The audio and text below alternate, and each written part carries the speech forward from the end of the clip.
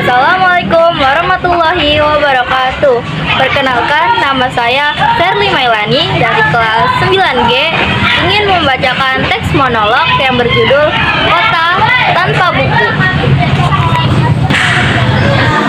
Kota tanpa buku.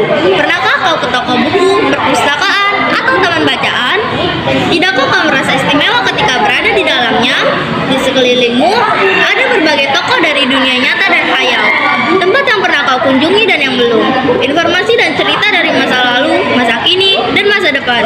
Semua berpadu, semua berada dalam genggamanmu. Saat berada di antara buku, tidakkah kau merasa menjadi raja dan ratu? Ruang dan waktu seolah menyatu tanpa batas. Kau bisa terbang melintasi sekat negara dan melewati berbagai zaman, menyelam ke dalam samudera, melayang di angkasa, bercanda dengan aneka satwa, dan berkelana di tengah padatnya kota, juga di rimba raya.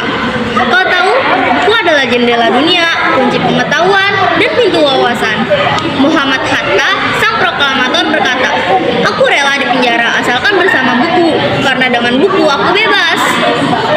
Melalui buku, manusia terbebas dari ketidaktahuan. Tempat-tempat yang dipenuhi buku adalah harapan berkembangnya pengetahuan dan wawasan. Apa jadinya jika kota tanpa buku? Pantaskah dia disebut kota?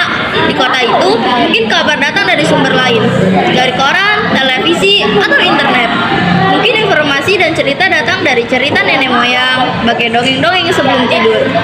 Irama warganya pun tiada beda, bangun pagi, bertebaran di muka bumi untuk berbagai keperluan, untuk kembali siang atau sore harinya.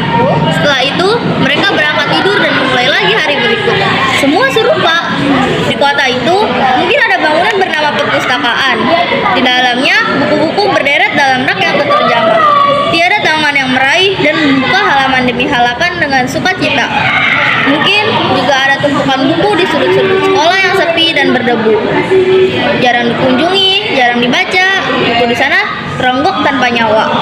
Bagaimana dengan kotamu? Mungkin kau tinggal di tengah kota yang megah, atau di gang sempit, di desa terpencil, di sisi pesisir, atau di kaki gunung. Adakah perpustakaan, taman bacaan, atau toko buku di dekat rumahmu? Jika ada, tempat itu menjadi wadah berkumpulnya anak-anak dan warga, menjadi pusat berkembangnya wawasan dan pengetahuan, atau hanya menjadi pajangan. Maukah kau menjadi orang yang menghidupkannya? Kau bisa mengunjunginya dan mengajak teman-teman membaca dan berbagi cerita di sana. Jadikan tempat itu sumber kegembiraan dan pengetahuan. Jika tempat itu belum ada, maukah kau menjadi orang yang mulai menghadirkannya? Kau bisa memulainya dari sebuah sudut di teras rumahmu. Ajak teman-temanmu memulai langkah baru. Jangan biarkan waktu berlalu tanpa buku. Siapapun dirimu, bersahabatlah dengan buku. Ia akan menjadi teman